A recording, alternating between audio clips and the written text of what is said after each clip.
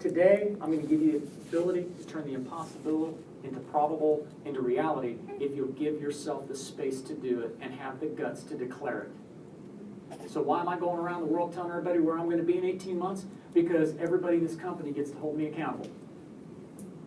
I'll be on my game.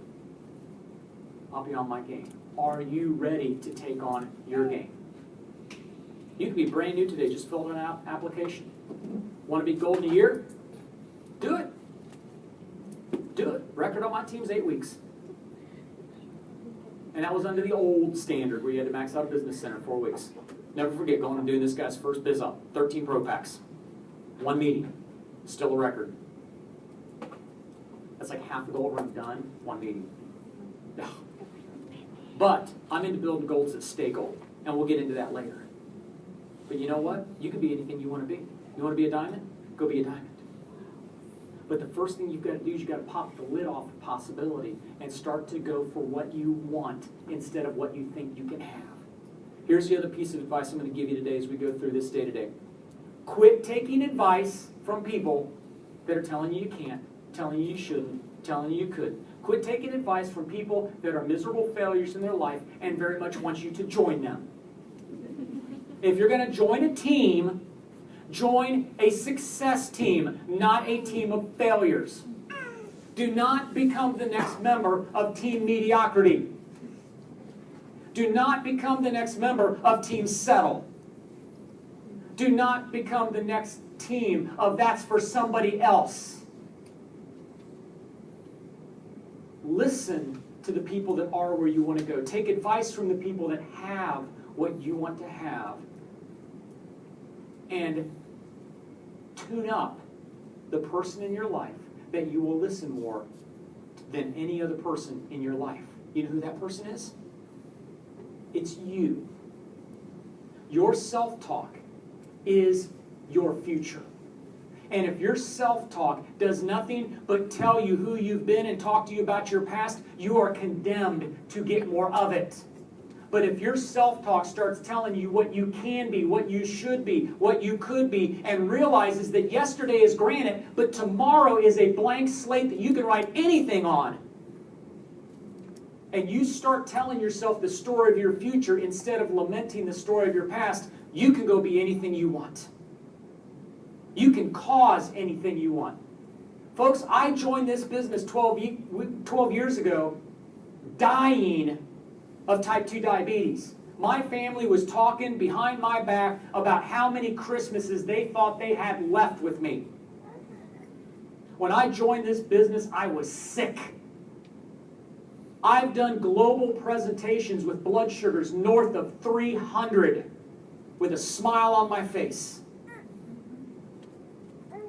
I was broke. I was broken. And every reason in the world not to do it, and I went and did it anyway, and I invite you to join me.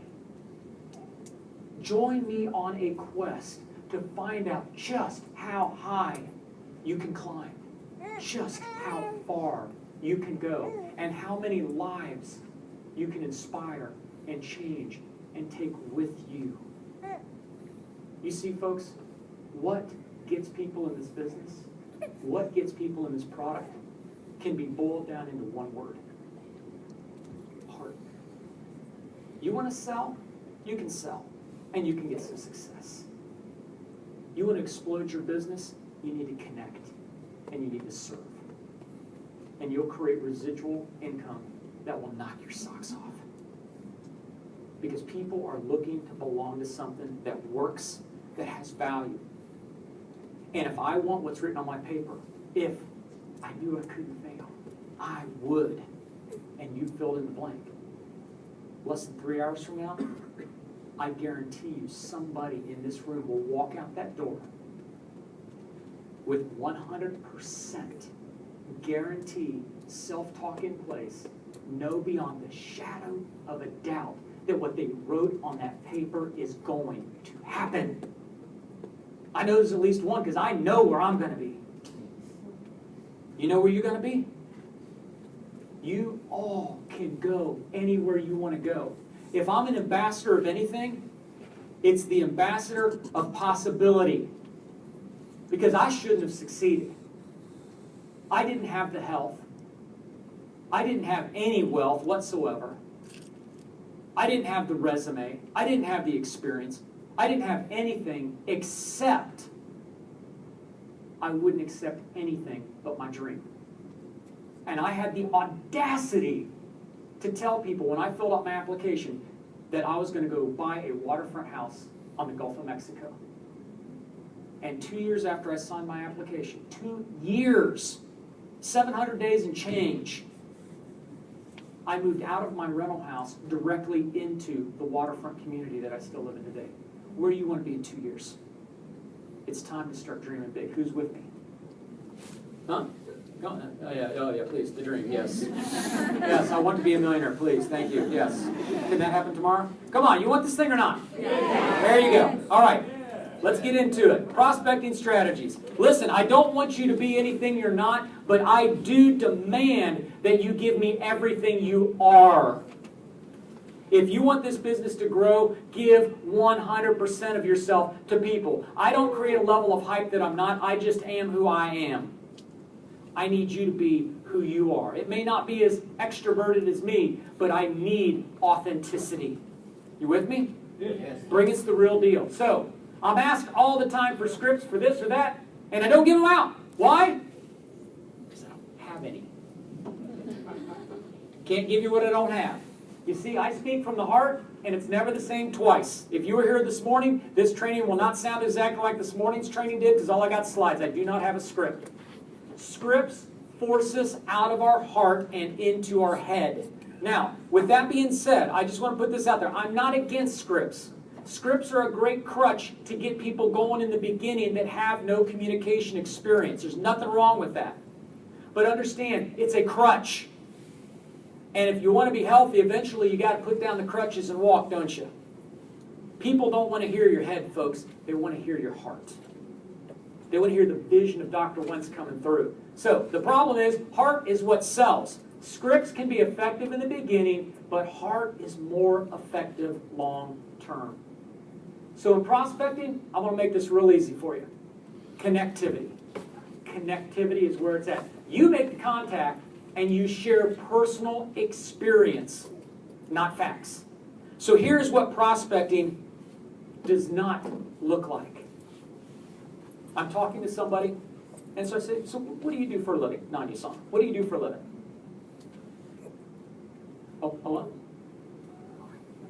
Yeah.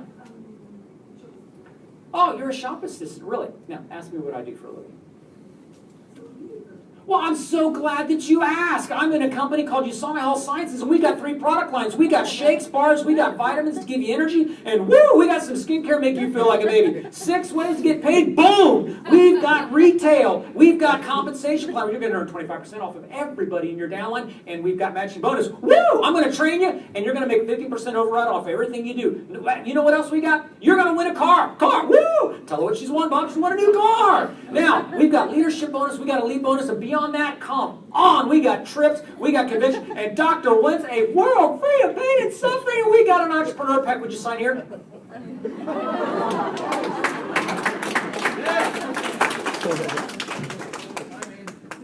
Yeah. They'll all sign up if you do that. Yeah. But have you ever known anybody that's done that? I mean, all she did was ask me what I do for a living. And I gave her a 1 minute, 30-second flat presentation, and I covered it all. In the prospecting phase, I teach my team one simple thing. If you're doing most of the talking, you're doing it wrong. If you're doing most of the talking, you're doing it wrong. Because I've got 2 ways I can build this business. I can sell like crazy, or I can solve like crazy. If I'm going to solve, what I need to do is share personal experience, not facts. In the prospecting phase, it's not even about USANA. In the prospecting phase, it's about me getting to know you, you getting to know me, and my listening uncovering a need. Because can I sell you a broad-based business quicker than I can find out what you need and offer it to you? if I know what you need, that's going to get us to a deal a whole lot quicker than if I just hit you with a shotgun and hope something fits. By asking questions and listening, I actually start to connect. You see, in the prospecting phase, it's hard. When you share your USANA with somebody in prospecting, the key word, briefly. Don't give them the whole thing. When people ask me what I do for a living, my broad spectrum is I'm a personal growth and leadership coach. That's what I do. That's how I do USANA. I even do communication seminars. I do leadership seminars. And some of the best people that I'm recruiting into my USANA business are people that want to better their communication skills. I'd like to have that person in my downline. That's my angle. Are there people that pass out Sensei baskets? Yeah. Are there people that do weight management? Yes. Are there people that show the plan? Yes. How do I do it? I build leaders that build teams. That's my MO. But when people ask me what I do, I tell them what I do. Now, if somebody comes up to me and I can tell that weight loss is going to be their predominant issue, can I say I'm a weight management coach? Of course I can. Oh, yes, I can, all day long. I've helped people lose weight like crazy. I can customize what I do to the need. But what I can't do is tell you every facet of what I do in one sentence. You got to pick the need for your client. But then what I want to do is I want to hear them. I want to hear their heart. The key is ask questions and listen for clues. Folks, listening is not a process where they're going, yeah, yeah, yeah, yeah, yeah, yeah, yeah, while you figure out what's coming up next from your mouth. Listening is when they tell you, here's how you get me on your product. Here's how you get me in your business. It's like playing poker with somebody and they lay their cards on the table. That's not a hard game to win.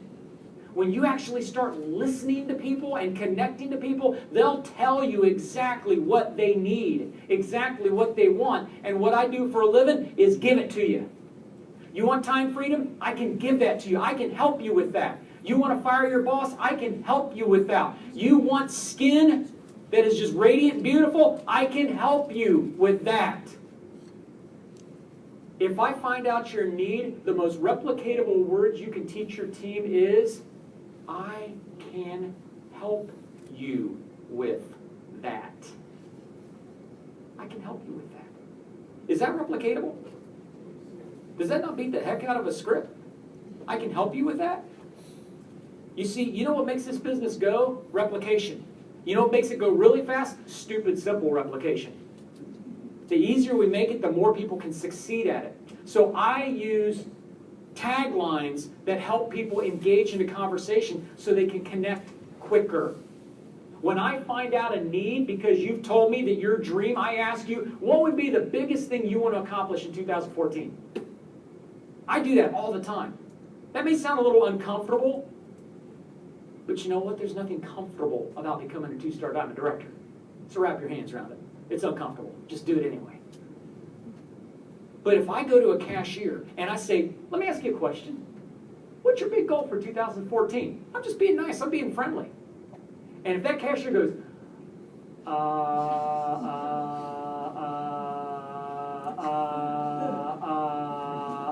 mean, it's just the hard drive just locked up, man. It's just gone. I'd say, okay, can we get back to the grocery thing here? You've just failed the interview for the business. It's over. Because let me ask you a question. If someone can't even tell me something they want, do you really think they'll do everything they need to do to be successful in this business for nothing? So does that mean they're going to waste your time? Does that mean they're going to waste your team's time? Yeah. Make them a customer. Customers just want to eat products. People that hate network marketing will buy vitamins. They will. Honest to goodness. But I don't let people join my business just because they can successfully convert oxygen into carbon dioxide. That is not a qualifier for me. Now, for a lot of people it is. For me, it's not. Because I want to build strong businesses, and if I'm going to spend time with you, I want to succeed. And if you're not even going to stay on auto order, you're just wasting my time. I want quality. Now, I want anybody that wants any level of success, but if you can't even tell me one thing you want, you're not going to do this. So I ask questions and listen for clues. So what I do is I teach people taglines like this, like, what are you looking for?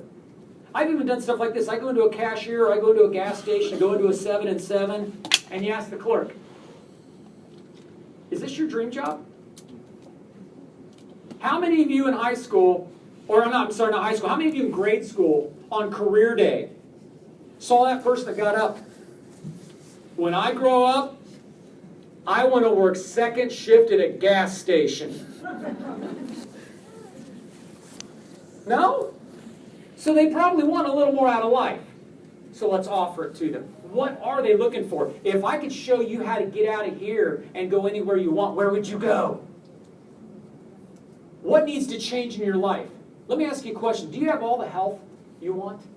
Have you created all the wealth you want? Or is there something in your life that needs change? Really? I can help you with that. How many times a day could you do that? Have you ever wanted to get the weight off and keep it off forever? Have you ever wanted to fire your boss and make more money from home? Have you ever wanted? Fill in the blank. Have you ever wanted to run out of month before you run out of money? Have you ever wanted to drive that car instead of the car you're driving? I mean, folks, I won the first car contest for a really simple reason. I was driving a Ford Taurus that you could do chalk art in the hood of it. The paint was so faded. And I kid you not, if I'd have had that thing crushed into a cube, I'd have increased its value. When I got that thing in the flyer, 2 months in this business, says, we're giving away 7 cars at convention. I said, I'll take the Mustang. Honest to goodness. I didn't just say I'm winning. I'm winning that car. I'm winning the Mustang. Now, I'm a Chevy guy, but they weren't offering a Camaro. So I'll take a Ford. I worked my butt off, and I trained leaders because that's what the contest was about. And we got to convention, won the car, won the Mustang. I'll never forget, we walk into convention, and there's the car sitting there, and I jumped over the rope that you weren't supposed to cross. That was for everybody else, not me, because I won the car. Put my hand on it, said, Tammy, take my picture of the car I won. Never forget, this guy standing there said, yeah, you and everybody else. And I pointed at the guy and said, listen, you need to understand something. I've won this contest, and I've won this car. Now, 2 days later, I got the car. I wished I could have seen him in the audience and seen the look on his face. He wasn't kidding. And I got my Mustang because I needed a car. That's what I needed. What needs to change? If you could get someone to believe that you could take them somewhere because first you believe you can take them somewhere, people will follow you anywhere. It's all on you. Do you need? Could I be of service? These are taglines. Take as many pictures of it as you want. This is not rocket science. This is replicatable, my friends. Because when I got certified as a John Maxwell coach earlier this year, one of the things he taught me is people don't care. They absolutely do not care how much you know until they know how much you care. Heart is what wins the day. Once you've established a need, determine, are they a customer prospect or an associate prospect? Why? Because if I'm talking to somebody and we're in conversation and they tell me that they want to lose 15 keys. They want to lose 15 keys, man. They're ready to lose some weight. And I say, man, that's fantastic. When can we meet? Because I want to show you a compensation plan that will knock your socks off in a business that you're going to want to be all over. Huh? I thought I wanted to lose weight. Nah, you want a business. Is that about them or me? You. It's about me. I want to build this business. It needs to be about them. Now, I know there's people that don't sign up preferred customers at all, and that just boggles my mind, I'll be honest with you, because I didn't used to sign up customers either. There's all distributors, all distributors, all distributors, all distributors. But then I had epiphany. Not everybody wants a home-based business. Not everybody wants a home-based business. And here's the bigger epiphany. Not everybody realizes they want a home-based business until they fall in love with a product and a philosophy, and then they discover they want a home-based business. I didn't want to leave that money on the table. So you know what I did? Between Golden Ruby Director, I did an experiment with my leaders, and I said, I want you to do something for me, because I taught everybody, nothing but associates. And I told my team, I said, change of plan. We're going to do an experiment. I want you to bring me 2 PCs for every distributor you bring me. And I don't want any decline in distributors. I just want 2 PCs for every distributor. You know what happened? You know how much my distributor count went down? None. You know how much my residual income went up? Factor of 3. A factor of 3. Because my average customer eats as much as my average distributor uses on auto order. Volume's volume. And my PCs became my distributor nursery. I have gold and aboves in my downline that were in my distributor nursery, and once they fell in love with the USANA product, and once they fell in love with the USANA philosophy, and once they started sending me their friends because they love the product, I call them up, Bob, Tony, listen, dude, appreciate this 3rd person you've sent me this month that wants to buy products. You're using 212 points a month with a product in your family. I'd just like to let you know you're doing everything in my business except getting paid. Can I help you fix that? Not a hard conversion. Don't miss out on PCs, because if you do, you're missing out on strong residual income, and you're missing out on strong future distributors. Now, when you connect with someone prospecting, assure them that you have their solution and that you're very excited to share it with them. Nothing for sale but solutions. 10 out of 10 drowning people surveyed said that if a life ring was extended to them, they would grab it. 10 out of 10. If you are talking to somebody that has a real problem and they really need a solution, and you help them understand that USANA is the life ring, they will grab it 10 out of 10 times. Zig Ziglar summed it up best. When someone is sitting across from you, they are willing to buy. They are willing to join. And if they don't, it's because they didn't realize that what you have is a solution. Because the reason they're sitting across from you is not because they wish to be sold. How often do you sit across from somebody because you wish to be sold? How many times do you sit across from somebody hoping they have the solution to which you're seeking? You show them that what you have is a life ring, they'll grab it every single time. How many new people we got in the room? 90 days or less? Phew, great. Congratulations. You know, I got to be honest with you, in all the markets I've been in so far since I've been over here, I've seen the most new people in the room here. So kudos to you guys. That's awesome. Yeah, no, that's notable. So here's what I want to tell you. Always, always, always, always set the follow-up time before you send or leave information with that customer prospect. Always. Because otherwise, that self-talk in your ear is going to start playing games with you. It's going to go, has it been long enough to call? Oh, have I waited too long to call? Oh, I think it's dinner time. Oh, I think they're watching their favorite telly show. It's probably been too long. Anybody know anybody's played that game? Yeah. You know how you eliminate that game? 3 words. Closed loop prospecting. Now, I came up with the term, and all the term means is you never stop talking to somebody before you establish when the next time you're going to start talking to somebody is. I'm going to send you that reset video right over, and I'll call you tomorrow at 4 to answer your questions. See what I'm saying? We never, ever stop talking to somebody until we determine when the next time we're going to start talking to somebody is. If you do this, folks, if you do this one thing, teach your team closed loop prospecting, they'll think you're a rock star.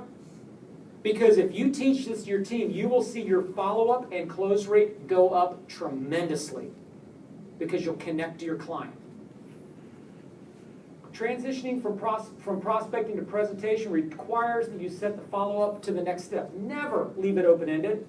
Prospect, set a time to present, set a time to follow up. Every conversation ends by establishing when the next conversation is happening. I'm telling you, this is a game changer. Now, tools. Use the videos online, the marketing materials, the newspaper, the customer catalog, the product information guide. Use the tools, folks. This business replicates on ease of replication, right?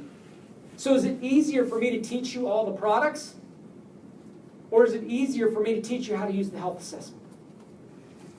Is it easier for me to teach you all the products? Or is it easier for me to teach you how to walk somebody through a newspaper and show them the products? You see, I don't want to build all the teams. I want to build all the leaders that build the teams. And so I need people to become autonomous quicker. And that means I need tools, because tools make this business easy. And when you use the tools, replication comes easy. Okay, we got to amp it up a little bit here. I'm starting to drain. All right?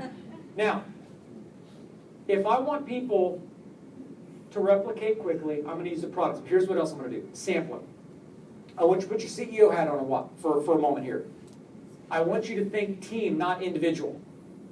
When you are dealing with customers, there is a philosophy called reciprocity. If I give you something, psychologically speaking, you want to give me something back. So if you're on the fence for a sale on Reset, and I've given you a Fudge Delight bar, and you're chewing on that Fudge Delight bar as we're talking, you're saying, now, for real, that's good for me? Man, I had to sit down with Tim Wood in the green room at convention. We're behind the big stage. Y'all out there going, blah, blah, blah, blah, blah, blah. We're back behind the stage. I'm talking to Tim, and I'm like, dude, really? I can eat this? I'm diabetic, dude. I can eat this? He says, yeah, you really can. He says, it's actually lower glycemic than the old generation. I'm like, yes, I love you, Tim. Awesome. But if I give that bar to somebody and they're eating it while I'm talking about Reset, I've created an emotional attachment to the product. And I've created an emotional attachment to me because I gave it to him, no strings attached. It sets in play reciprocity. So what if you took and bought 2 boxes of bars every 28 days, and the goal is you're going to give 1 bar a day to a qualified customer? Who wants to know what a qualified customer is? Okay. A qualified customer is somebody that you've determined can afford to buy your product. Sampling doesn't work if you give bars away to people that are so broke they can't pay attention. I'm just saying, we're in business here. I got a little bit. If you got a Ferrari dealership, you don't build a Ferrari dealership in the ghetto. Why? Because people in the ghetto are fine people, but they can't afford Ferraris. Am I right? So when you're sampling, you have to give product to people that, in your judgment, can afford and have discretionary income to buy the USANA product, because it's not the most inexpensive, because it's the best. Then you become a diamond with that philosophy, and then you can give boxes of bars to all your cheap friends who wouldn't join it or too broke to buy it. You can be generous. Sampling is powerful. Now, here's where the CEO hat comes in. If you got 10 people in your organization, 100 people in your organization, 1,000 people in your organization, and they all do what you do because you're leading by example, what would 2 boxes of bars being sampled out by every single person in your organization do to the bottom line of your business? What would it do just from the sheer volume of product being ordered? What would it do for the sheer volume of sales it would create? And how many of those customers would then convert to distributors down the road? This is where being a CEO gets fun, because you're looking at the big picture. How'd you like to have 100 people in your downline add 2 boxes of bars? Would that work for anybody besides me? Oh yeah, come on. Sampling works. The key, especially in the beginning, is to use tools to deliver the message. Here's what you deliver.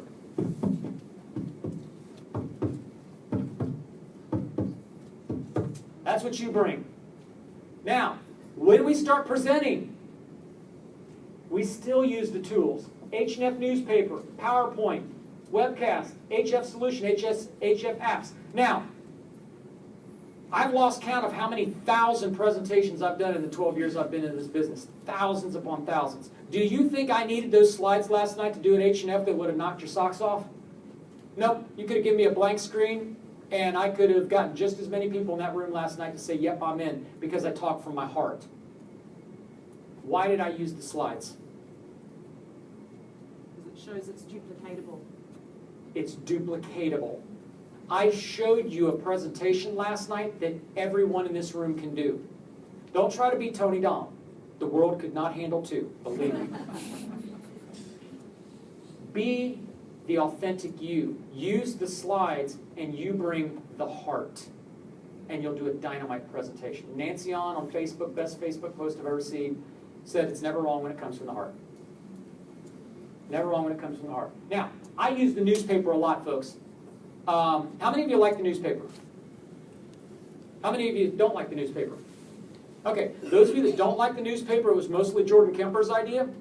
Those of you that like the newspaper, I had a lot to do with it.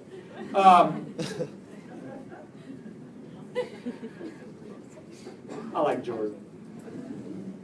Jordan Kemper, myself, Tammy, several IDC members created the current newspaper. I personally love it because it was designed to be a prospecting and presentation tool.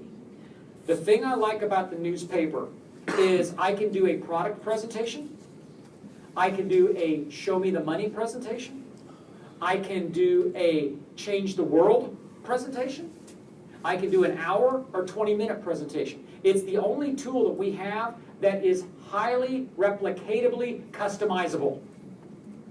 Because it's all right there. It's the ultimate cheat sheet. You're not going to get lost. It's right in front of you. You focus on the need of your client and you walk them through that paper and then let them take it home with them. That's what makes it powerful. How many of you are aware there's an online version of it? There's an online version of it. How many of you have ever done a Skype presentation? How many Gen Ys do I have in the room? How many of my Gen Ys have done a Skype presentation? How many people have no intention whatsoever of participating in any question I ask today? Okay. They didn't participate, see?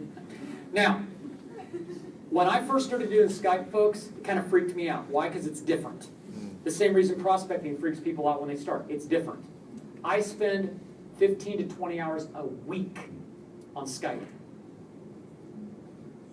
I'm building a business around the world. Anybody that lives more than a 30-minute drive from my house gets a Skype presentation, shared desktop. I can do the newspaper or I can do the slides on Skype, and I'm seeing them, they're seeing me. I can bring their sponsor in. It allows me to build a global business. And you know what? How would you guys like to build out of the wonderful country of New Zealand? I double dog dare you in the next 2 weeks to do a Skype or Google Hangout presentation online. It will change your life.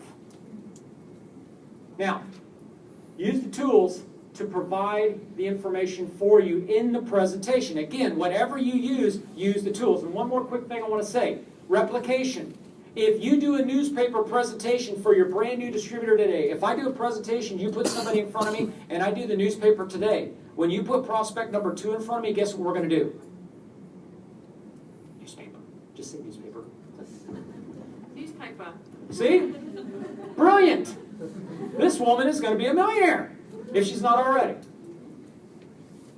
I'm going to do the same presentation until they get it, because I want people to become experts. I don't teach people how to do every facet of this business every day. I start with their passion point, and I get them good at it, and then we work out from there. So I'm going to get them good at the newspaper presentation, then I'll show them the PowerPoint. Doesn't matter which one you use, but consistency creates replication, because it makes it easy. Would you rather learn 3 ways to show the plan or 1? They're all good. Pick the one that fits your client, your new distributor, and replicate. Remember, you're the heart. You know what that newspaper does? All that newspaper does is validate that what I'm saying is right. It validates the heart. That's it. You're what they're going to join. Presentation, the way I present, starts and ends with their dream. Now, can you sign a lot of people up with that? Well, when I went Emerald Director, I was the #1 associate sponsor at Emerald Director in the company for the year, because they hadn't split off Asia Pacific, US market at that point. I was it. I was #1. I was in that rank for 2 months of the qualification. I spent the other 10 months as a Ruby. So I was an Emerald for 2 months, #1 associate sponsor. So I know how to put people in this business. Now, what I'm telling you is I have always put people in this business with heart. When people ask me, how can you be so passionate about doing a health and freedom after 12 years, I say it's simple. I've never done the same one twice. Because every presentation is, here's how I get you where you want to be. That's the name of the presentation. Here's how I make you a millionaire so you can live the life you want. Here's how you come home with your babies. Here's how you fire your boss. Here's how you retire. Here's how you drive the car you want instead of the car you got. It's always different. Because it starts and ends with their dream. So you want to do a good presentation? Don't show USANA. Vitamins just ain't that sexy. I mean, listen, I'm the Dr. One's Vision Award winner in 2012, and I'm just telling you, vitamins ain't pretty. But they will make you a lot of money, and they work really good. But the presentation is how I bring you home with your babies. Because you know what? Who in here would like $1 million? Come on, all right, let's see the hands. I want to participate. If you don't want $1 million, okay. Because if you don't, you're probably lying. Otherwise, you wouldn't be here because I'm not that funny. So if I give every one of you $1 million in a Lexan case and I hang it on your wall, and you can look at that $1 million for the rest of your life, but you can't spend it, everybody happy? Yeah. You got $1 million to look at for the rest of your life. Come on, that's hot. You can't spend it, but isn't that great? Did I meet your need? No. Then how many of you want $1 million? So I'll bring up, to spend. So what do you want the $1 million for?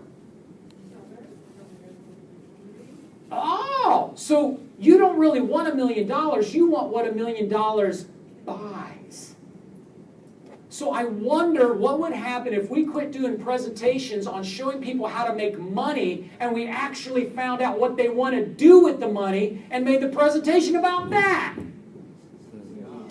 Oh, now we're cooking with gas.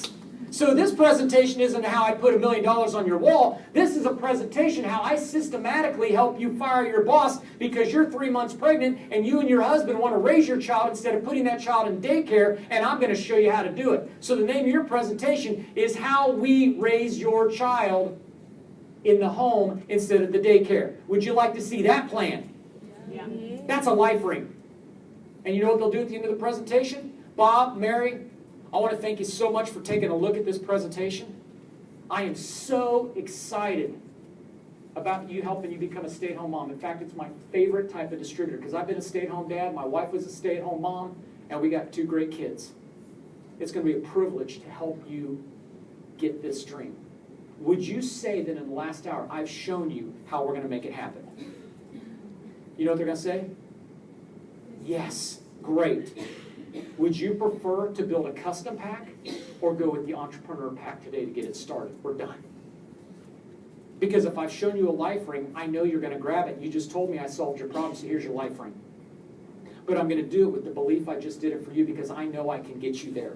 You know why I know I can get you there? I got the products beside me, and I can feel the USANA difference, and I've looked at the comp plan, and I can do first grade math. 500 and 500 always equals 100 CVP. 5,000, 5,000 always equals 1,000. There's no ambiguity here. Let's go do this thing. But do you see where it's about them now? So at the beginning of the presentation, it's Bob, Mary, I'm so excited to show you the plan, because I'll tell you what, I'm so passionate about helping people be home with their child. In fact, describe for me quickly what it's going to look like when you're home with your kid. Oh, come on. Let me ask you a question. That thing you wrote down on your piece of paper, let's do it right now. Would you rather look at your dream through a 1960s stereoscopic black and white television with a little bit of... Is that what you want to look through your dream? Or would you rather view your dream on one of the new Samsung UHD curved screen 4K televisions? Which one do you want to see your dream on? The big screen, the clear screen, right? What would happen if you made someone's dream so vivid they could see it, they could smell it, they could taste it, they could feel it, and then you showed them the USANA plan and asked them if they'd like to have it? Versus what we do right now. Say, oh, you want money? That's... People won't fight for that, but they'll fight for a 3-dimensional dream that they can feel and taste and touch. Make sense? All you got to do is do the same presentation you're doing right now. Folks, just find out what they want and start with that and end with that, because dreams come true. Here's another thing. The more they talk, the better it goes. Do you think you talking more or your client talking more will replicate faster? Is it going to be easier to teach your team to shut up and listen, or teach them how to just talk it away? The more they talk, the better it goes. So here's what I teach my team. Here's what I teach my team. Your client can interrupt you as much as they want. You may not interrupt your client at all. When someone interrupts you and says, oh yeah, I know 4 people. Oh, I'm sorry, I need you to hold that thought. What? When they talk, it's happening. Relationship builds faster by listening than talking. That's a communication fact. When they want to talk, let them. Remember, facts tell, stories sell. Heart always beats facts. Peel that onion. When I ask questions, I get to the root of the matter. Questions clarify need. Clarifying need creates the true why. Money is never the true why. It's what money buys. Time is never the true why. It's what time freedom buys. You got to ask questions to find out why they need time, why they need money, why they need out of that job, why they hate their boss. You need to know why, because once I know why, I can be solution-oriented. And now I've turned USANA into a life ring, and they'll grab it every time. Show you care, begin building a relationship, and you start to connect them and you to their dream, and they start to connect you to how they get their dream. You get someone to connect you to how they get their dream, it's over. They're in. Let them know that you are interested in their success, their dream, their training, getting to know them. Our team's a family. Man, we do life with the people we do business with, because relationship is what wins the day. Remember, the connection is you, and the relationship you are building with them. The tool that you choose, it's just that. It's a tool. Get them to join you, because they equate you as an integral part of the solution. When they're joining USANA because they want to hitch their wagon to you, boom, you're a diamond. All you got to do is replicate. After the presentation, ask them to join your team. Folks, do we live in a reactive or proactive society? Reactive. Reactive. You know what that means? People are trained from childhood to do what they're told and to react to stuff that comes at them. It's how they're trained. Every once in a while, anybody here ever seen The Matrix? All right, every once in a while somebody swallows the other color pill. And they find out how far the rabbit hole goes, and they discover there's a whole big world out there when you start living proactively and making the life you want happen. But what you got to remember is the people you're talking to, you're like Morpheus. They haven't chosen yet. So you have to ask them to buy the product because they're waiting for someone to tell them what to do. You have to ask them to join the team because they may be, here's what you're thinking, I wonder if they'll join. Here's what they're thinking, I wonder if they'll pick me. And so here we are. Stalemate. Is it uncomfortable? Yes. There's nothing comfortable about going diamond. Get over it, just do it. Ask them to buy your product, ask them to join your business, and then set up the marketing plan meeting. What is the marketing plan meeting? It's what happens after they do BDSC Apprentice. How do you get them to do BDS Apprentice? Easy. Enroll them. If you buy a $2 million McDonald's, you got to go to the United States and go to Hamburger University, and yes, that's a real place. And it's not optional. You have to go, or they don't give you your restaurant. So if I have a business that's not on a street corner, that's multinational, and pays better, would it stand to reason that we too might have an orientation process? The answer is yes, we do. It's called EBDS Apprentice. I need you to do it for me so I have your goals, so we have a starting point. So get it done. As soon as it's done, we'll do your marketing plan and we'll get this thing started. Make sense? Now, bring them off the mountain. What's bring them off the mountain? I'm not going to embellish this because we've covered it. You remember what I told you this morning? Quit listening to the people that want to drag you back into their miserable world and start listening to the people that want to take you up to the top with them. That's bringing them off the mountain. There are people that are going to try to pull you back into where they are. There are people that don't want you to grow. And with the best intentions, they'll try to steal your dream. Don't let them. Last, compliment them on their decision to join. If they don't join today, which happens, set up the follow-up less than 48 hours and give them the Dream Stealer speech. What's the Dream Stealer speech? It's the same as bring them off the mountain, except they didn't join. Protect them. Stay excited. Stay positive. When someone says they're not going to join today, don't do this. Listen, it happens. Stay excited, stay postured, because most of your success will come in the follow-up. You'll learn that only about 10% of what you're capable of closing will be closed on the first event. The other 80% lives in the follow-up. Where's the other 10%? Those are the will never joins. But that's only 10%. Follow-up is king. Closed-loop communication is king. Never stop that presentation without establishing when the follow-up is going to happen. Speak from the heart. Let them know that you're going to be part of the process and available. One thing I have seen in the psychology worldwide of people that have come through this last recession is that trust is at a premium. Let them know you're going to be there for them. Let them know you're not going to just dump them on the ground and walk away. People need to know that you're going to be available.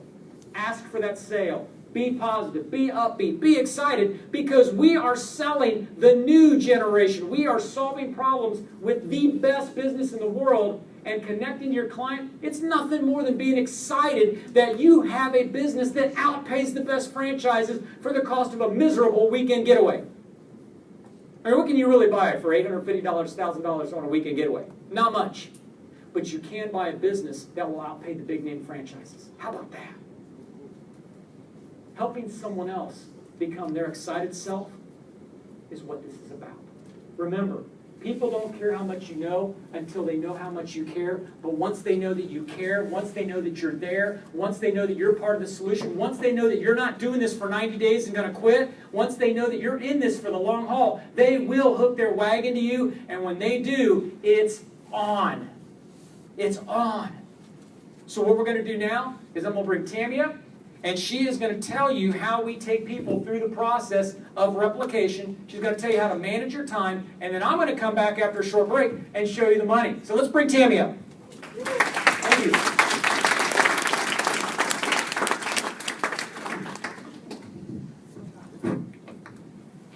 And it's a quick changeover.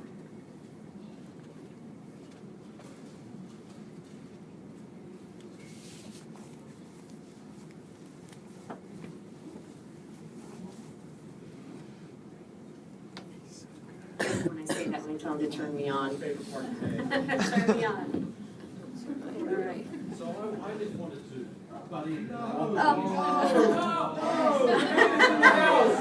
She's just amazing, and I mentioned I wanted to introduce her because he just goes, and now I'm just going to bring Tammy back up here. She's really hard. She is like a typical husband who just doesn't edify his wife as he should. So I just wanted to say that we know that you're the brains behind this partnership. Thank you. And we appreciate everything that you're doing here, and Awesome. a big round Thank of you. applause. Thank you so much. My pleasure to be here, let me tell you. All right, so as I mentioned earlier, again, let me see the hands. Who wants to create more results right now, starting today? Yeah. Awesome. Then get ready to take some notes, because that's what I'm going to help you do. We're going to start by talking about core elements, because this is how we help our downline get into momentum. This is how we help our cross-line family get into momentum, because core elements are the basics. That is what's putting points on the board, points in your business centers, and that's what's creating your checks. So how do we create that? What are the core elements? The first thing is prospecting. So number one, prospecting. Number two thing is presenting. And number three is follow-up. Those three things are how we get people introduced to the business and the product, what puts points on the board and points to your organization. So these are the core elements that are going to move your business forward. So we're going to kind of break that down, talk about what exactly they are, how to quantify them, what we should be doing on a daily, weekly basis, and all of that. And then I'll kind of tell you how to get this much stuff done in this amount of time, and we'll go from there. All right, so let's focus on prospecting. What is it? Prospecting is simply offering the opportunity to see our product or offering the opportunity to see our business by looking for opportunities to serve. So I'm not going to spend a lot of time on this because Tony just spent a whole session on prospecting, right? But for how many of you, finding out that you didn't have to just like memorize all this data and information on USANA and be able to go just like dump all that on somebody, finding out that that's not what you have to do. All you have to do is get out there, meet people, build a relationship, find out what they're looking for, how can I help you, how can I serve you, and then you're just connecting them and showing them how USANA can help meet their health needs, their financial needs. For how many of you, just that getting out and meeting people and making that connection is a much simpler, easier way to prospect? Find it much less overwhelming than maybe what you've seen or what you've been doing up to this point. Awesome. That should really empower you to go out there and talk to more and more people. So prospecting is really just beginning a relationship by connecting with people. It's very simple to go out and connect with people because if you're interested in that person, it makes it very easy to do the prospecting part. Now the objective in prospecting is to set up a time to present, nothing less, nothing more. So many people think that prospecting is let me go out, let me meet you, and then let me just do this brain dump of information all over you. And if I just smother you with enough information on pharmaceutical grade and you know the results of all this and the third-party accolades, that you're just going to be hot and ready to go in my USANA business. But that's not what it's about. Again, it's just connecting with that client, as Tony said, and then setting the time to present. So that is not the presentation. That is when you're going to set the time to present later on. So let's focus on presenting. What exactly is presenting? Well, presenting is simply sharing the products or sharing the business, and it's giving them enough information to make a decision based on what their area of interest is. So, for example, if you're interested in the business, if I just spew data and information on you for 5 or 10 minutes, do you think you've got enough information to really join with the 3 Business Center and make your USANA the thing that's going to answer all your problems? Do you think you can do that if I just do that for 5 or 10 minutes? No, it's not what she's looking for. However, if you say to me, hey, I'd like to lose a little bit of weight, I've been struggling for a long time, and so tell me a little bit more about this reset program. Can I confidently share with you the reset program and enough information in 10 minutes that you go, yeah, I think I'd like to give that a try. I'd like to use that as the program to help me get to where I want to be. Could I do that in 10 minutes? So the amount of time it takes to do your presentation is simply giving your client enough information or your prospect enough information to make an educated decision. So how long that presentation is depends upon their area of interest. Now I'll give you a little clue. One of the things that we use as a product presentation is the True Health Assessment. Is there anybody in the room that's currently using the True Health Assessment?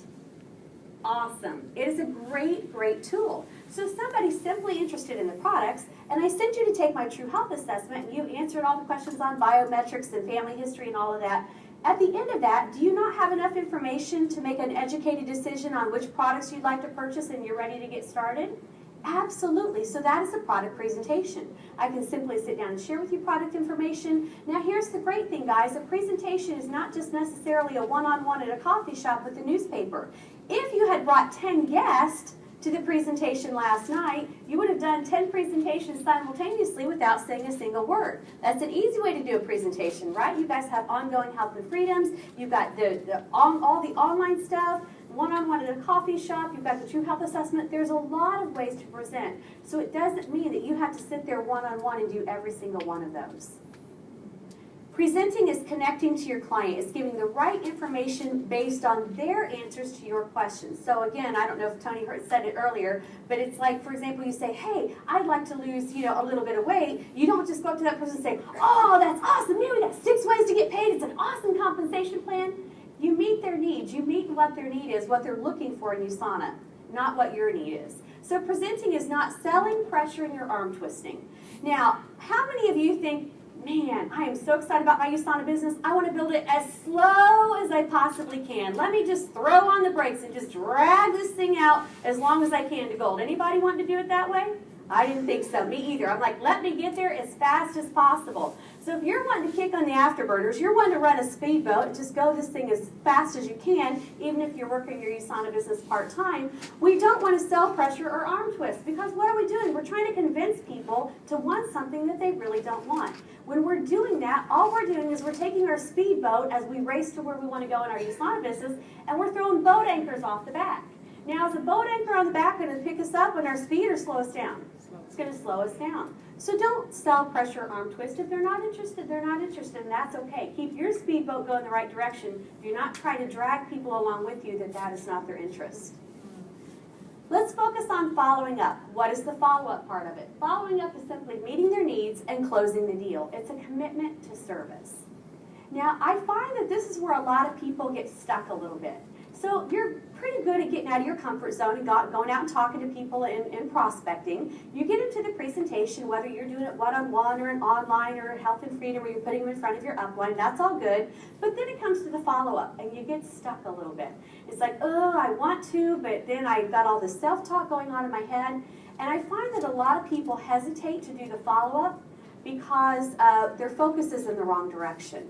So for most people, if you're hesitating, look at your focus. Is your focus inward? Because if we're completely focused inward, we're thinking, man, if I get him to sign up, I get to go achiever tonight. Yeah, baby. Ooh, if I get her to sign up, my check goes up by $200. Woohoo! That'd be awesome. You know, and our focus is inward. But the problem is when we're focused inwardly on what's about us and what it's going to do for us, that's kind of what makes us hesitant to go out and talk to other people.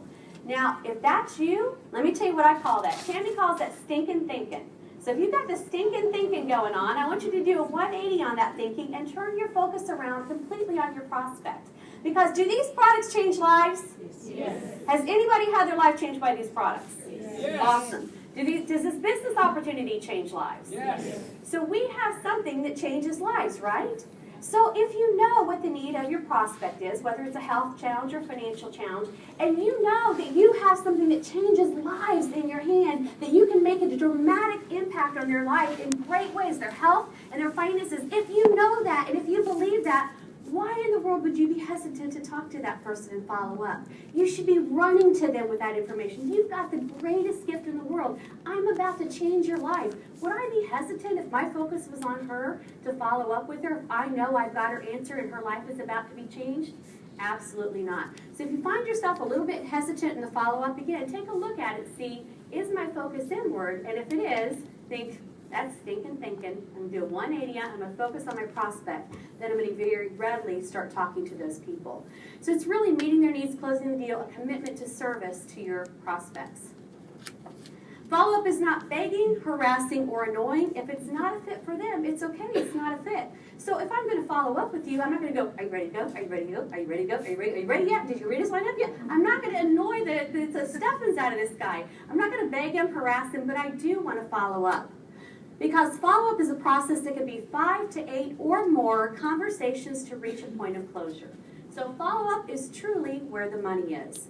As Tony mentioned earlier, he stole my line there. If you're prospecting to 10 people, statistically speaking, 1 out of 10 will sign on the first time. 1 out of 10. 1 out of 10 will probably never sign no matter how many times you follow up with them. That means the other 80% is up for grabs. Now what happens is a lot of people will follow up twice and they'll be like, well, I followed up with them twice, they didn't join, so off my list they come. Cross them off the list. Ah! You're losing a lot of prospects where they go, hey, I followed up 3 times, I got 3 no's, not interested, so they're out of there. 3rd strike, you're out. They're done. Guys, that's not where that's not where the signups happen. The signups usually happen in the 5th, 6th, 7th, 8th, 9th, or more follow-ups. So again, we're not going to annoy, we're not going to harass, but we are going to follow up on a continual basis. So let me ask you a question. If you were going to fish for a marlin, would you find it in a trout pond? No. Where would you find a marlin? In the ocean. Very good. Okay, so if I were fishing for a trout, and I was in the trout pond, and I hook a trout, could I not fairly comfortably and easily just flip that little guy into the boat, and in the boat he comes? However, if I'm out fishing for a marlin, first of all, I'm not going to find him in a trout pond, so I got to go where the marlin are, which is the ocean. But if I hook a marlin, am I just going to kind of flick him in the boat real quick like I did my trout? No, I'm going to have to work it, right? So what am I going to do? I'm going to hook him, I'm going to reel him in, let it play out. I'm going to reel it in, let it play out. Reel it in, let it play out. I'm going to keep doing that, right? It takes a lot of work to get a marlin in the boat, right? What happens if I get impatient and go, doggone it, I've been pulling on this thing forever and I'm tired of it. I've had enough, and I just give it a big old yank. What happens? You snap the line and I've lost it forever, right? I have heard several diamond directors, star diamond directors say that the people that they've signed up that turned into diamonds and star diamonds, guess what? They had to follow up with them 5, 6, 7, 8, 9, 10, 11, 12 times over a period of months. Because if you're going to catch a marlin, you're most likely not going to snap it in the boat on the first try. Now, you might have an occasional marlin that jumps in your boat, but let me tell you what, that doesn't happen very often, right? So you're going to have to work it. You're going to have to be patient and reel it in and let it play out. Reel it in and let it play out. But let me ask you a question. If you knew, beyond a shadow of a doubt, listen, I'm going to have to follow up 10 times, 11 times, 12 times. But if I follow up that many times with this person, I'm going to end up signing up a Colette Larson, a Jeremy Stansfield, a Kristen Fiona, or any of the other people. Would you be willing to follow up a dozen times? Would you follow up a dozen times if you knew you could somebody like that in your business? Yeah. Absolutely, right? Follow up till one of you dies. That's right.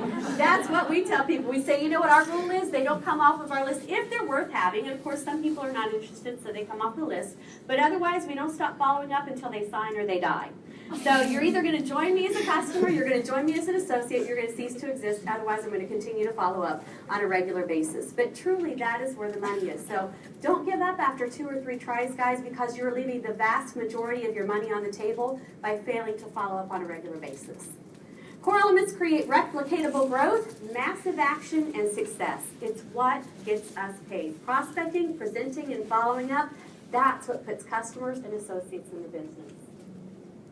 Core elements, here's the starting point. 10 to 10. 10 prospects a week, 2 presentations, and 10 follow-ups.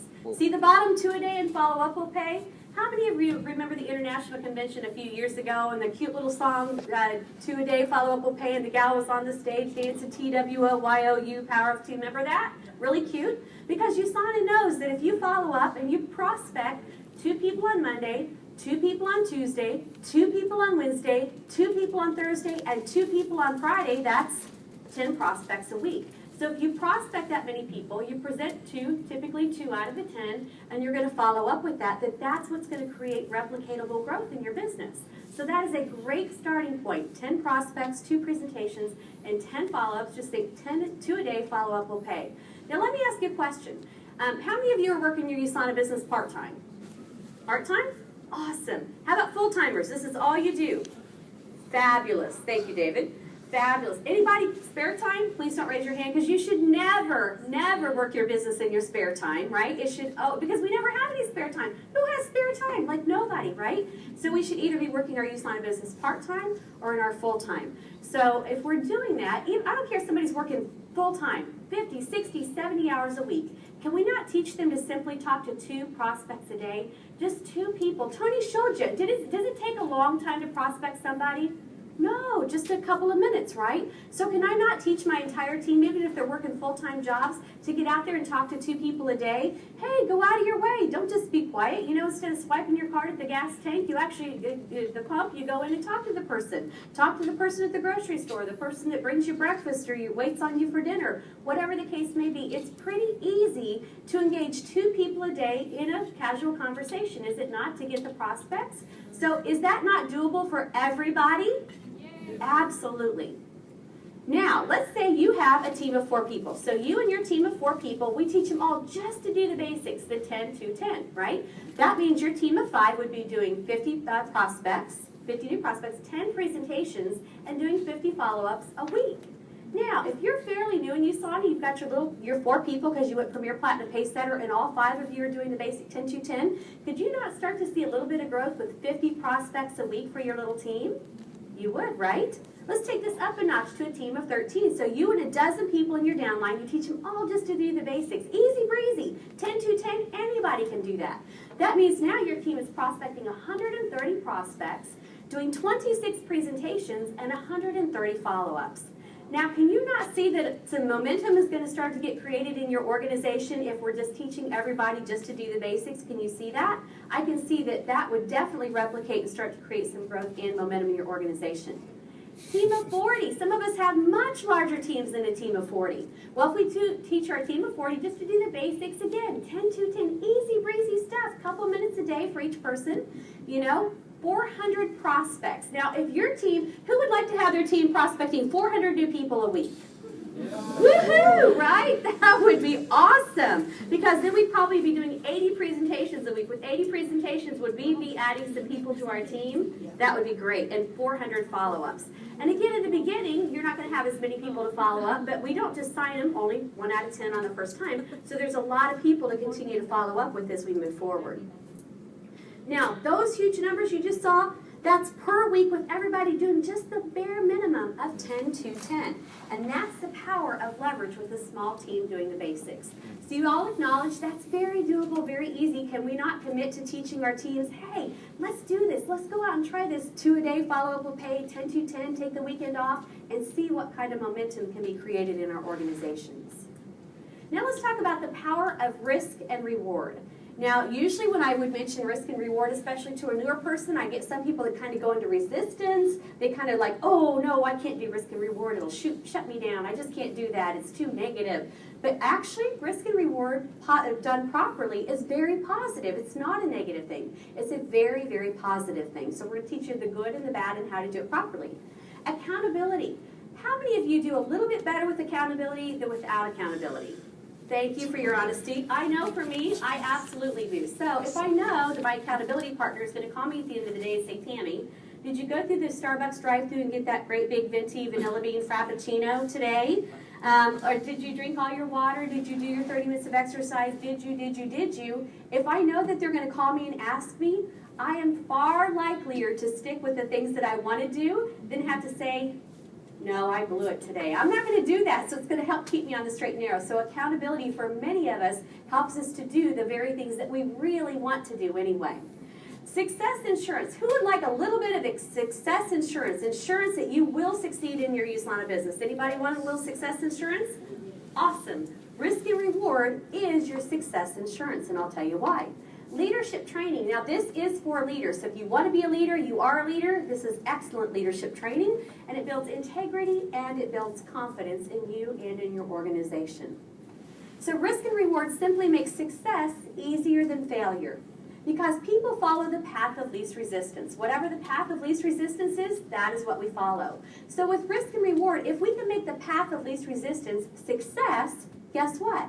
People are going to succeed. However, if we make the path of least resistance failure, guess what's going to happen? They're going to fail. So all we're trying to do is swing the pendulum in your favor. We're trying to make it easier for you to succeed than for you to fail. Now, risk and reward is used in areas where habits and disciplines need reinforcements. I'll give you a great example. Tony and I had a goal director one time. She called Tony and said, Tony, listen, I love my supplements, but I keep forgetting to take them. I don't know why. I love them. I feel the benefit. I know how great they are. I want to take them every day, but for whatever reason, most of the time I'm forgetting them. I keep forgetting them, and I don't want to. Tony said, easy breezy, we can fix this. Here's what we're going to do. We're going to put risk and reward around it. And what that means is if you take your supplements every day, here's how you're going to reward yourself. However, if you fail to take your supplements every day, here's the risk or here's the cost of failure. Guess what? She didn't miss anymore because the cost, the path of least resistance is actually now to take my supplements and not have to have the cost of failure. And so you know what? All she had to do is put risk and reward in place, never missed again, started taking it every day. Now she's got those habits in place. Does she have to keep risk and reward going? No, because now it's part of her daily life. She established the habits that she wanted to in the first place. Now, risk and reward is used in areas of choice, not chance. This is really important. It has to be areas that you're in choice around, not in chance and happenstance. Because that's why Core Elements is the premier place to use risk and reward to develop discipline and confidence that leads to results. So here's what I mean by that. You're going to put risk and reward around core elements because are you in choice on whether you're going to go out and talk to your 10 people this week? Are you in complete control of that or is somebody else in control of that? You're in complete control. So can you choose, yes, I'm going to get off the sofa, I'm going to pick up the phone, I'm going to go out of my way, I'm going to talk to a few people, or I choose to be lazy and not to. That's completely in your control, right? Okay, 2 presentations. Now you say, but Tammy, what happens if my second presentation cancels at the last minute? You can still choose to do a presentation. You can choose to do a practice presentation. You call your mom, your neighbor, Uncle Bob and say, listen, I need you to get online and take the True Health Assessment because I got to get my other presentation in this week. You choose whether or not you're going to follow up with your 10 people, right? You're going to make those follow-up calls, or you choose to, it's uncomfortable, I don't want to. That's completely in your choice. So I would never put risk and reward around the fact that, okay, Karen, you have to sign 2 new associates this week, or you have to sign 2-3 business centers. What if she signs 10 one business centers and 25 new customers? Right? You don't know that maybe those people don't get paid till next week. Those things are out of your control. So you want to put risk and reward only around those things that you're in choice over, not things that are in chance. So components of risk and reward. A risk is simply a cost of failure. If I don't do that which I wanted to do anyway, that which I've committed to do, here's the cost of failure. However, if I do that which I want to do, that which I've committed to do, here's the benefit of success. Here's how I'm going to reward myself. So we're basing success or failure not on results. Okay, we're basing it on actions. So it's not what you got out of that. It's about the fact that you just did what you wanted to do anyway, the what you committed to do. And when you do the actions, repetition of actions will create the results. Because I guarantee you, if you do 10-2-10 this week, 10-2-10 next week, and 10-2-10 the following week, you're going to start to get some results, right? If you're doing the actions, will get results. Because you won't do it in a couple weeks without results. You're going to go, I'm doing something not right. Let me call my upline. Let me call home office and say, check me out. What am I doing wrong? And then you know that you're going to start to get the results by simply repetition of the proper actions. So here's a great starting point. You can take a picture of that. 10-2-10 is great starting point. Again, we all agree that anybody can do that. The basics. Prospect 10 people, present to 2, follow up with 10 each week. Now, 24-20 is a good part-time pace. So you're prospecting 20 people, presenting to 4, and following up with 20. Good part-time pace if you really want to kind of start to build some momentum in your own personal business and in your organization. And then 25-5 and 25 is some big part-time growth for that person that says, you know what, I want to go gold. I'm serious about my business. I really am going to push this thing. I really want to get there quickly. I'm going to do 25, 5, and 25, and our top students are capable of 50, 10, 50, or higher. So very doable numbers. In fact, our highest student has done 103 prospects in a week. That was the very best. So you know what? It's up to you. The thing is, you get to determine how many I can do. Now, what I tell my people that I'm coaching to do, front load your week. Okay? So what do most people do? We procrastinate, right? So if we've committed to 10 and then we procrastinate all week long, they get down to Thursday or Friday and they're like, I got 10 to go and I've only got 2 days left. They put themselves in panic and stress mode. We don't want panic and stress. We want to enjoy this. This is fun. We're changing lives. It's a good thing, right? So I say front load your week. If you've committed to 10 or to 20, do the vast majority of those by Monday or Tuesday. So that way you have all week to finish out. Something happens, you don't feel good, something comes up, you still got plenty of time to get it done without any stress. That's what I recommend. So again, the more you do it, the faster you're going to get to where you want to go. I'll never forget when Tony and I first joined USANA, somebody said, joining USANA, if you want to go diamond, it's like having a giant diamond. It is sitting underneath a giant pile of poo. Now you know the diamond is there. It is guaranteed to be there. You know the diamond is underneath there, but in order to get to the diamond, you got to do a lot of stuff. You got to move a lot of stuff. And they said how fast you move this stuff is up to you. We can hand you a little teaspoon and you can do, okay, I'll make a call here, and a couple days later I'll make a call there, and later on, you can do it a teaspoonful at a time. You can go grab a little, a little shovel you would, scoop in the sand with if you want. You can get a whole team of people shoveling with you. So we went, if that's what we have to do to get to diamond, if we're going to have to get to this giant pile of poo, through the bottom of the giant pile of poo, we're going to shovel as fast as we possibly can and get as many people to help us so we can get there quickly. So you can do it as slow or as fast as you want. It's completely up to you. It's guaranteed to be there if you do the work. So do it fast, do it slow, it's completely up to you. But you can do these at your pace. So what I tell people is when you're first starting Core Elements, for the first 2 weeks I say, you know what? Just go out there, see how many you can do. Just give it all you got. Keep track of it. Did I do 15? Did I do 30? Did I do 40? You'll surprise yourself how many people you can go out there and talk to. That'll give you a good benchmark of where you're going to start. Do I start 10-2-10, 24-20? Where am I going to start? And then I can apply risk and reward once I'm a couple weeks into it. So don't just work hard, work smart. Use leverage to produce bigger numbers. Do Core Elements. Teach your downline to do Core Elements. Have everybody doing it together. Make it fun. Make it a game. Talk about changing lives, right? And then those are going to give you the bigger numbers you're looking for. Applying risk and reward. The risk must be balanced with the reward, okay? So, good example. We had a cross-line gal, not somebody we were working with, just somebody came up to us at a convention one year. She said, I'm so excited. My goal is I'm going to go gold director by next year's international convention. We were like, that's awesome. What a wonderful goal. Good. So how are you going to reward yourself? She goes, I'm going to buy myself this big new car. It's beautiful. I'm so excited. I've always wanted this car. We're like, wow, what a great reward for going gold. That's wonderful. We said, well, what's your risk? She goes, I'll feel sad. Little out of balance. Now let me ask you a question. Knowing that we follow the path of least resistance as human beings, is the path of least resistance working diligently and getting to gold director, or laying around doing almost nothing and being sad. What's the path of least resistance? Being sad. What do you think she was? Do you think she had her new car at convention, or do you think she was sad?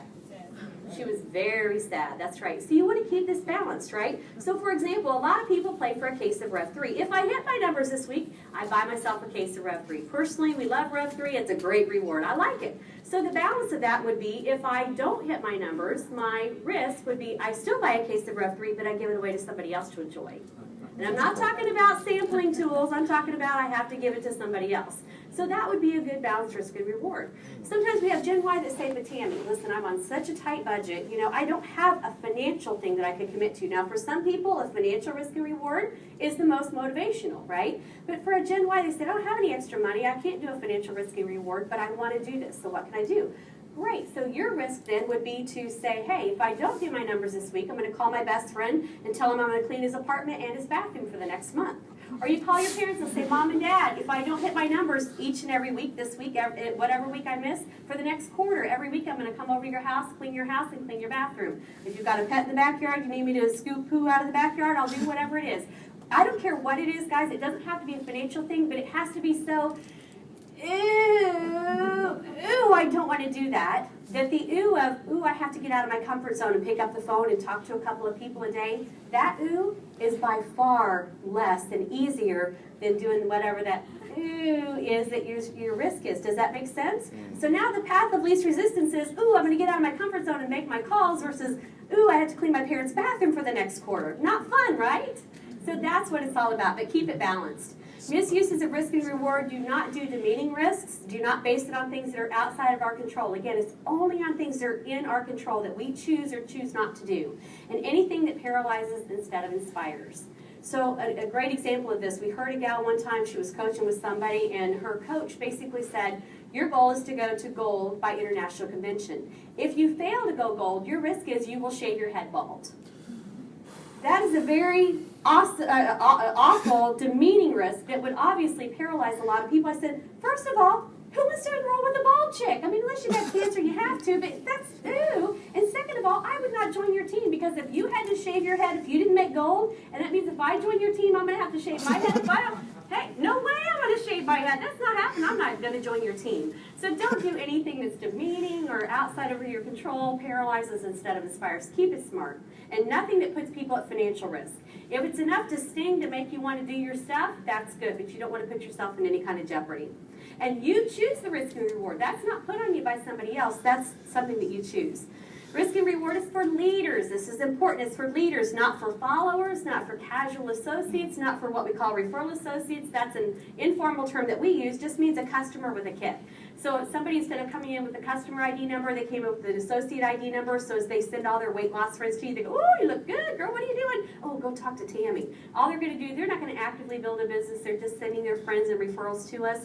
That's what we call a referral associate, and not for hobby-minded associates. Guys, this is for leaders. It's for career-minded leaders, serious associates. This is something people are opting into. Hey, I'm a leader. I am serious about my Islana business. I want to do my core elements because I know that's what's going to move my business forward. And I want you to hold me accountable. I want to put risk and reward because I want to ensure my success. I am opting into this.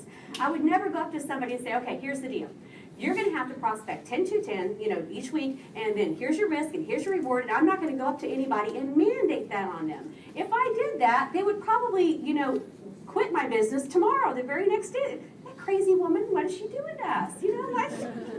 So again, this is for leaders. This is for people that are serious. They're opting into this. You're not mandating that on anybody.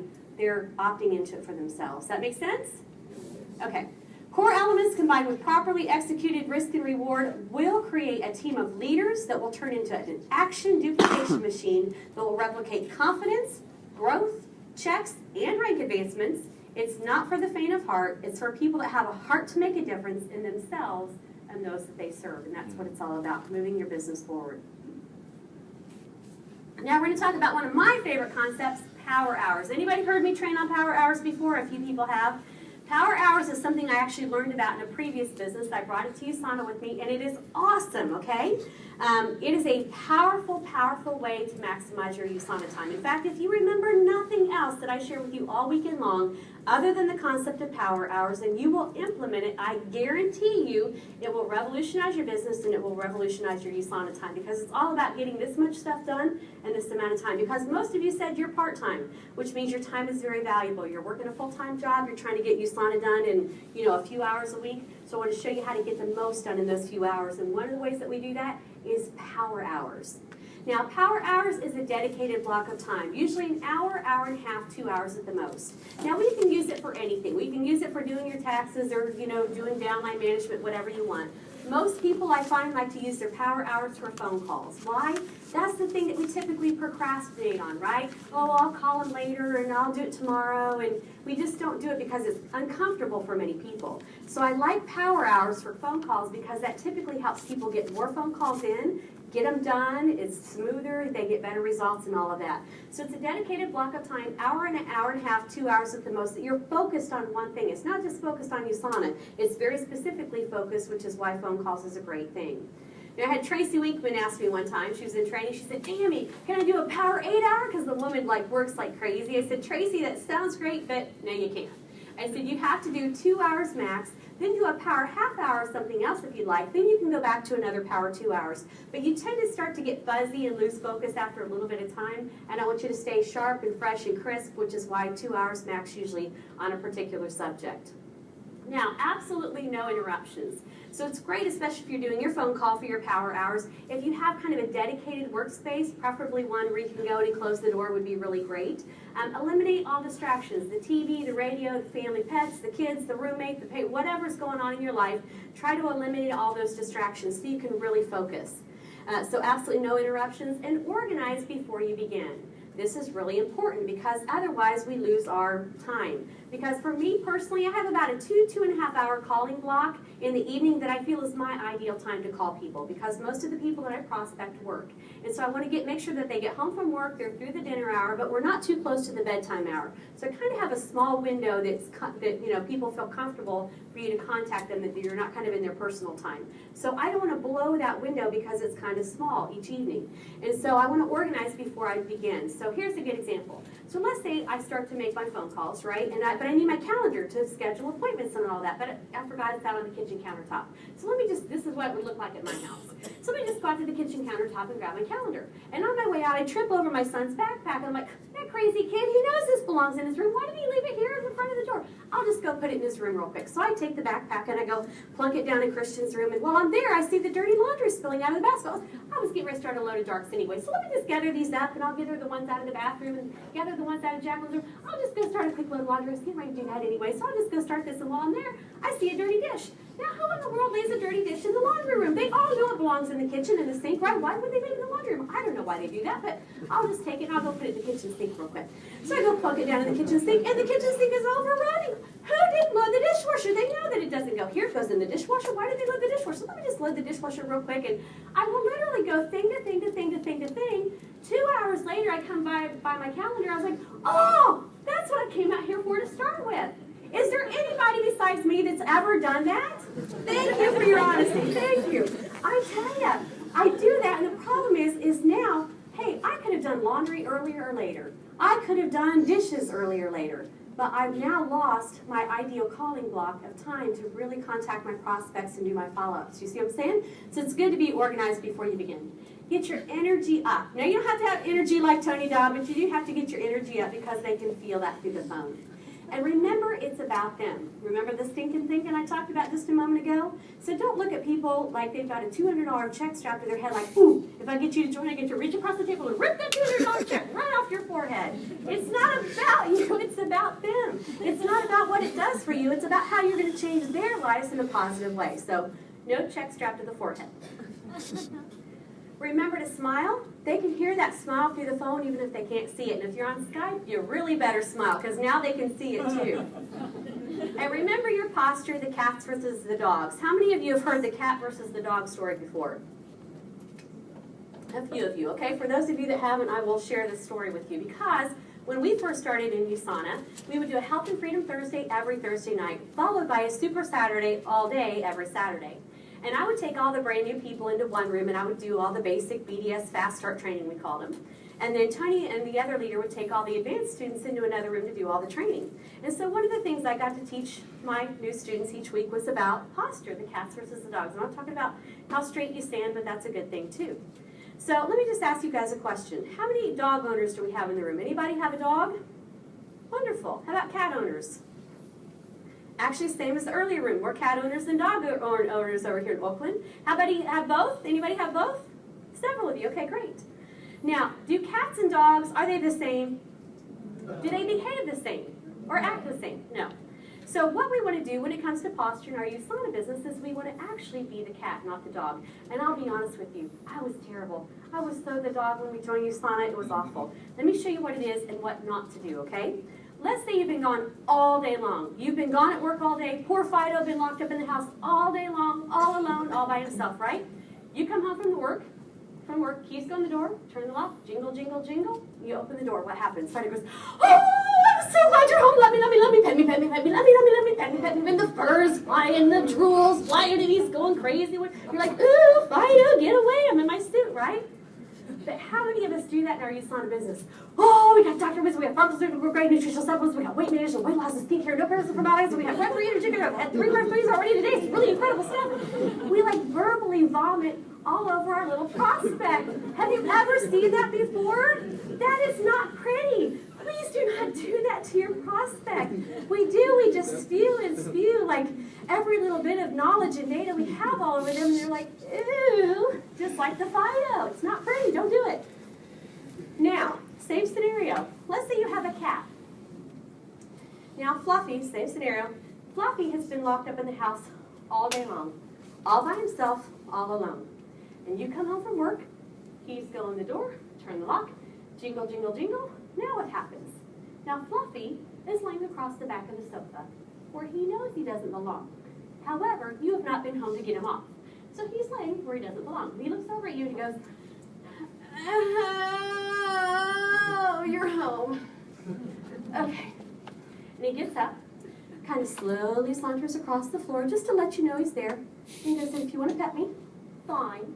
And if you don't want to pet me, fine. Because I don't really care. And he turns his butt toward you, puts his tail in here, and he kind of walks away. We go, oh, Fluffy, come here. We have to be the cat. We are Fluffy. We've got the answer. We've got it all. And if you want it, it's good. And if you don't want it, it's okay too, right? It's not for everybody. And we have to be willing to accept that. Is Fluffy heartbroken if you don't pick him up? He's all that in a bag of chips, and he knows it. It's all good. He's got his. He's Fluffy, right? And so we have to say, you know what? I've got something. I can really help you with that. And you know, if it's a fit for you, great. And if it's not, that's okay too. But we want to be the cat. We want to keep our focus on the prospect, not on ourselves, and not do the verbal vomiting on our poor prospect. I actually put a sign above my phone that said, be the cat, so I would remember not to like drool all over my prospects. Do not stop until you've exhausted your list or you've run out of time, okay? So you're going to go call to call to call to call to call. Now what I do is I make a call, make my notes, make my call, make my notes. Now, notice I did not say make my call, send an email. Make my calls, I do not do that, okay? I can send my emails later when I'm outside of my ideal calling zone, right? So I make my call, make my notes. Why do I make notes, guys? Memory not great. I take my Bink Biomega, I take my Ginkgo, and it goes zip, gone. Everything gone. So I make notes. What do I make notes on? My prospect's name, their spouse's name, their kid's name, their pet's name, their why, their goals, their dreams, what's important to them, what they're looking for. I want to remember that. So when I contact them, I can say, you know what, Mary Lou? The last time we talked, you said little Sarah was getting ready to do her very first ballet recital. How did she do? And you know what? I've instantly built relationship. I've instantly built credibility. Now, I would have never remembered those things had I not written them down. But now I can look at my sheet before I give her a call, and I've connected with her and let her know, you know what, not only do I remember your name, I remember your daughter's name. I remember she had her first ballet recital, and I cared enough to ask you how it went before we even went anywhere with USANA, so that she truly knows that I care about her, and we're kind of connecting and building that relationship. So that's what I like to do. Make my notes, make a call, make calls, notes, call, note, call, notes. And then I can go send out all my emails later on. Set a timer to help keep you on track. So I don't want you to watch. I don't want you to go, it's been an hour, it's been an hour, it's a time, it's a time, it's a time. I don't want you to do that. Set a timer. You know what? Make my call, notes, call, notes, call, notes, call, notes. And when the timer goes off, then you're done. So you don't stop until you've exhausted your list or you run out of time. That's when you stop. So call to call. Now for most of us, that phone weighs 500 pounds, right? We're like, get me a crane. Oh, this one's heavy. Oh. And it's heavy every time that we make a call, right? So what happens if we make a call, make dinner, make a call, clean up dinner, make a call, you know, help the kids at home, you know what I'm saying? It's 500 pounds every time we lift the phone. However, if we make a phone call, let's go right into the second phone call. After the first phone call, I kind of go, okay, no stab marks, no shots. Hey, that wasn't so bad. I'm pretty good. That wasn't so bad. Okay, I can do this again. And I make my next call. Next call, a little smoother, a little less tongue-tied, goes a little bit better. Third call, better yet. By the fourth call, like, woohoo, we're moving, we're grooving, this is great. And what you'll find is if you go call to call to call to call to call, you guys will get so many more calls done in so much less time. They're going to be smoother, they're going to be more efficient, you're going to have better results because you're in the groove, in the mode, and it gets easier and easier and easier. In fact, if you will commit to doing your phone calls and your power hours at least one, if not more, a week, I guarantee you, you will find if you go call to call, you will get more calls done in that 1 hour than you probably did the entire week before. It is unbelievable what all you can accomplish. Phone calls by task type. So let's say, for example, you've given yourself an hour and a half to make phone calls. I like to do them by task type, so it kind of keeps me, again, kind of in that focus. So I don't want to do a prospect, then a downline, then a prospect, then a follow-up, then a prospect, then a downline, follow-up. I don't want to jump all over the board. I want to do half-hour prospects. Call, because, again, I'm less tongue-tied, I'm in that mode, I'm in the groove, it's smooth, I get better results, it's really great. So I go from my half-hour prospecting to my half-hour follow-up. Now, if you've done what Tony said is scheduled appointments, they're not all going to fall in there. You're going to call when the appointment is scheduled. But for those people with no scheduled appointments, it's a great half-hour to go call to call to do all your follow-ups.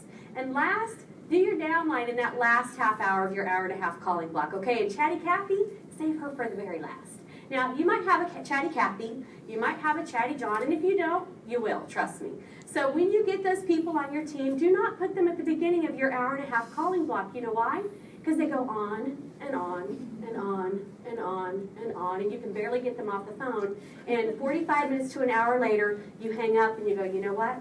I just lost my half-hour prospecting. I just lost my half-hour follow-up.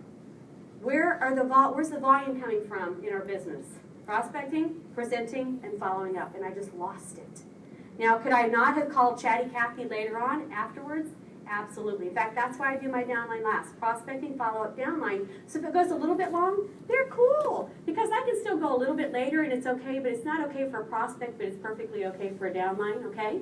And so I save her. And Chatty Cathy, she's at the very, very end. That way, if you really go long, I've been able to call everybody that I really needed to. No incoming calls unless your prospect is returning your call. So again, if a prospect, I've left a message and they're calling me back, you better believe I'm going to pick up the phone. Otherwise, I'm going to let it go to the answering machine. Now, for me personally, this is one of the hardest disciplines to learn. It shouldn't have been, but it was. Because for me, every time the phone rings, it's like, oh, somebody needs me. I have to answer the phone. They need me, right? And when I learned to let that go to the answering machine, it eliminated a lot of problems, a lot of hassle, a lot of solicitors. Downline figured out their own stuff or left me a message, and I called them back as soon as I was done or in my downline calling hour. Mom and Uncle Bob, Aunt Sue, my sister, I can stay up really late talking to them. They don't care if we go past the, the okay calling hour. They're up late anyway. You see what I'm saying? I can call them back at the appropriate time and not lose my optimal power hour. And closely prospecting, honor your commitment. Tony hit this a couple times. Every time you talk to that prospect, you should be setting the time to do your next follow-up with that prospect. Let me tell you from personal experience, guys, this helped me a lot. So I would go from, hello, my name is, to let's do business together, we're signing, in a much shorter amount of time by closing the loop. Because without closely prospecting, I would do the head games. I would be like, ooh, it's too soon, it's too late, I don't want to see push you. The kids are coming home from school, she's probably cooking dinner, all the stuff that he mentioned earlier. And what I found is by doing this, I honor my commitment, and it shortens the whole curve from hello to let's do business together. It really does. So great example, the last lady, she's called me at 3:30. Normally I would not have called her at 3:30 because her kids are coming home from school at that time, but because she said call me at 3:30, I called at 3:30. I wanted to be a person of integrity. I wanted to honor my commitment. She says, you know what, now's not a great time. I appreciate you calling me, but let's do 6 o'clock. Again, I would not have called her back that quickly. It would have seemed too pushy in my head talk, self-talk, right? But because we had a scheduled appointment, I honored it and I did it. I continue to do that. And again, the whole process was shortened a lot quicker and a lot smoother. And they know when you're calling, you know when to call, you're not talking yourself out of it. And if you've got little voices inside your head that are giving you all that's too early, too soon, too pushed, blah, blah, blah, tell those guys to be quiet, because if you're going to tell yourself a story, make it a good one, because most of us don't tell ourselves positive stories. We're like, oh, they didn't answer the phone. Oh, they're avoiding my call. They must not want to do business with me, blah, blah, blah, blah. Don't do that. If you're going to make, that's not true. You don't know that. You made that up. So if you're going to make something up that's positive. Oh my gosh, they saw the presentation. They are so excited. They can't wait to join my USANA business. And when they're like ready to sign up their first 4 people in their first week and go Premier Platinum Pacers, etc., they're so excited, right? Either one is as likely to be true, right? So if you're going to make something up, make it positive, right? Okay, close loop prospecting next is creating more results now, scheduling your work hours. I don't care if you're working USANA part-time, full-time, 5 hours a week, 15 hours a week, or 50 hours a week. Schedule your work hours. I don't care if it's a paper calendar, an electronic calendar, a smartphone, whatever it is, get one and stick with it. Make a list the night before. This is very helpful because I find a lot of people will get up in the morning and it's like, okay, time to do USANA, but they don't have a list of what to start with.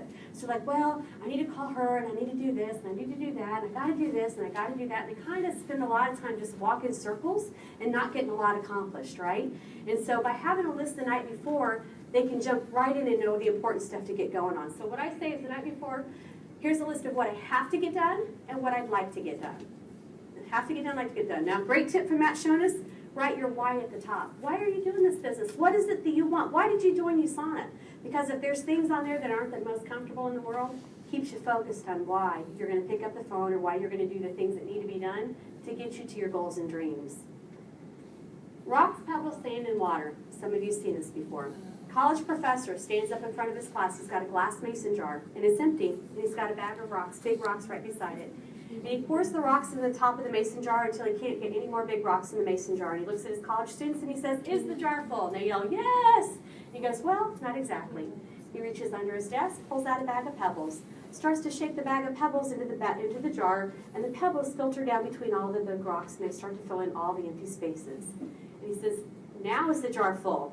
They're college students. They're pretty smart, so they say, no. They realize there's a little bit more room. He goes, you're right. So he reaches under the desk, pulls out a bag of sand, starts to shake his bag of sand into the top of the jar. The sand filters down between the pebbles, filters down between the rocks until the jar is packed full. He says, now is the jar full? And they yell, yes! And then he said, well, almost. And he grabs a pitcher of water, pours the pitcher of water, which filters down between the sand and the pebbles and the rocks until the jar is full. And he says, now the jar is full. Here's the deal. We all have 24 hours in a day, every one of us. Now, if you figure out how to get more than that, please let me know. I would love to know. But we all have 24 hours, and so it's what we do with those 24 hours that makes a difference. So what I would suggest that you do is I would suggest you start with the rocks. You made the list.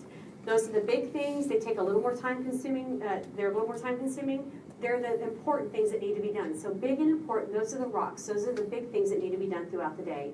Your pebbles are your smaller, medium-sized things that need to be done throughout the day first. So you're going to start with your rocks, the big stuff, and then do your pebbles, your medium-sized things next. Now the sand, that's all the little bitty stuff that'll fit in all the nooks and crannies of the day. That's the downline that you're like, woohoo, way to go on your new PC, so proud of you, girl, that's awesome. It's all the little texts, it's the emails, it's the little messages, it's all the little tiny stuff we can drop in all the cracks and crevices throughout the day. Whether we're waiting to pick up our kids, waiting at the doctor's office, whatever the case may be. Here's the problem. Most people do their day like this. Now this is the exact same amount of stuff, one properly done, one improperly done. Most of us start with the sand first. Why? It's quick, it's easy, that's the fun stuff. Usually the little woohoo, so proud of you, girl, those are fun, right? That's the sand. The problem is we fill our day full of sand. Me, easy to do, I'm an analyst, you can tell. So if I start with sand, I can go check, check, check, check, check, check, check, check, check. Ooh, it's noon, I got 50 things done, look at me go. By lunchtime, look at me, right? That's what most of us do. We fill our jar full of sand first. Then we go to the pebbles next, the medium-sized things. And then the very last thing we get to is the big things, the important things, right? The things that are a little more time-consuming. The problem is when we fill our jar in the wrong order, look what happens. My jar is full. Look how many big, important things didn't get done today. A lot. However, if I will discipline myself, take my same 24 hours and do things in the right order. I start with my big, important things first. Then I do my medium-sized things, my pebbles next. Then I do all my sand, all my little tiny things, and I let it fill in the nooks and crannies throughout the day. Not only do I get everything in my day done, my entire list got done, my jar is full, but look what I have. Margin. I have room left over. More free time, more time to do something else to move my business forward. And so that's that's my message to you is we all have 24 hours in a day. Some people you think, how do they get all that done? Other people you think, oh, I'm getting nothing accomplished. It's because we're not prioritizing our day and doing it in the right order. Doing it in the right order, you're going to get everything done you need to and have a little time left over for more. So apply these lessons, core elements. Prospecting, presenting, and follow-up. 10 to 10, great starting point. Go up from there. Don't let that limit you. Go, sky's the limit. 25, 5, 25. Go as high as you want, and it'll change your business. Risk and reward. Apply it properly as we've given you the principles today because, again, that's your success insurance. It should be positive. And power hours, again, if you remember nothing else I say, and you start to implement 1 or 2 power hours a week where you can really focus, especially on your phone calls, you're going to get so much more done in so much less time. It will revolutionize your time and revolutionize your business. So you implement all these things, and you will create more results now, guaranteed. Thank you.